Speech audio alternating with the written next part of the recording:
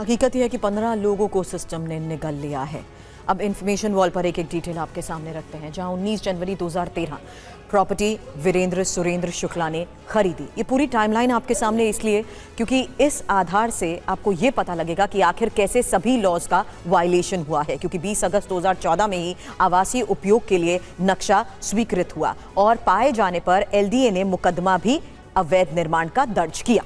जी हाँ, 10 मई 2016 अवैध निर्माण के खिलाफ बाकायदा ध्वस्तीकरण आदेश जारी किया जाता है। वो बिल्डिंग जहां पर यह अग्निकांड हुआ है उसके ध्वस्तीकरण का आदेश 10 साल पहले जारी हुआ था, लेकिन हुआ कुछ नहीं। ध्वस्तीकरण का आदेश क्योंकि 2 महीने बाद ही 5 जुलाई 2016 को निरस्त कर दिया जाता है। अब ये क्यों हुआ, कैसे हुआ, आप सोचते रहिए। 2014 में आवासीय इमारत को कमर्शियल बनाया गया।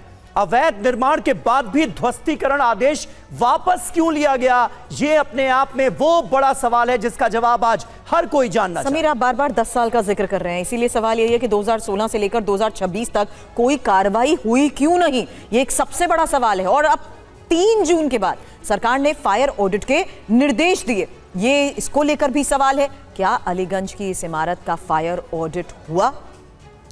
जी हाँ, और जवाब है नहीं हुआ। अगर हुआ होता तो शायद ये अग्निकांड ही नहीं हुआ होता, क्योंकि बिना एनओसी के, बिना फायर सेफ्टी डिपार्टमेंट के एनओसी के ये बिल्डिंग संचालित की जा रही थी और इतने लोगों की जान को दांव पर लगाया जा रहा था। प्रशासन सो रहा था। अब लखनऊ में ही 3 मंजिला इमारत कैसे लाक्षागृह बन गई, 15 लोगों की मौत हुई कैसे, एक और रिपोर्ट देखिए। दोपहर करीब 2:15 बजे का वक्त था। अलीगंज की उषा मेहता मार्ग पर बनी 3 मंजिला इमारत धू-धू कर जल रही थी। बिल्डिंग के अंदर चीखें गूंज रही थी। वो जान बचाने की गुहार लगा रहे थे, लेकिन बाहर खड़े लोग इस आग के आगे बेबस और असहाय थे। कुछ बच्चों ने साहस दिखाया और बिजली के केबल के सहारे बिल्डिंग से बाहर निकलकर जान बचाई, तो कई लोगों ने ऊपरी मंजिल से छलांग लगा दी। लेकिन कुछ ऐसे भी बदनसीब रहे जिन्हें जिंदगी ने वक्त ही नहीं दिया और आग में झुलसने, धुएं में दम घुटने से मौत हो गई।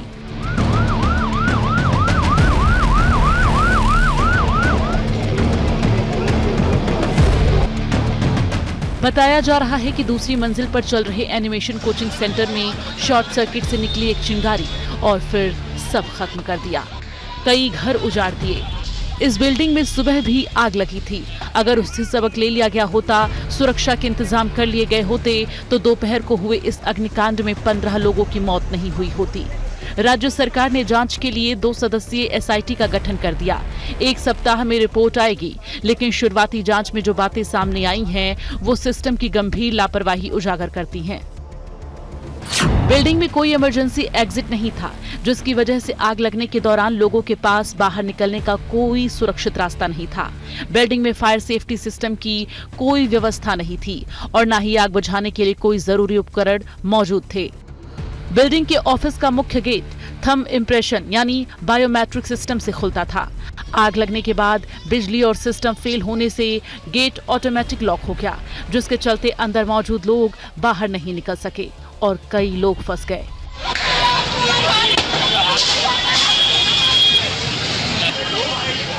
तो 2014 में इस रेजिडेंशियल मैप को बदलकर कॉमर्शियल उपयोग के लिए पास कराया गया था, लेकिन सुरक्षा के जरूरी उपाय नहीं किए गए।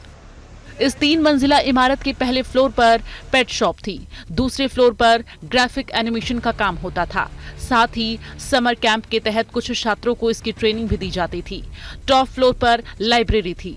आग 2nd फ्लोर से फैली और पूरी बिल्डिंग आग की चपेट में आ गई। नतीजा ये रहा कि सुबह जो घर से भविष्य की उम्मीदें और सपने लेकर निकले थे, वो घर नहीं लौट पाए। Bureau report, TV9 Bharatvarsh.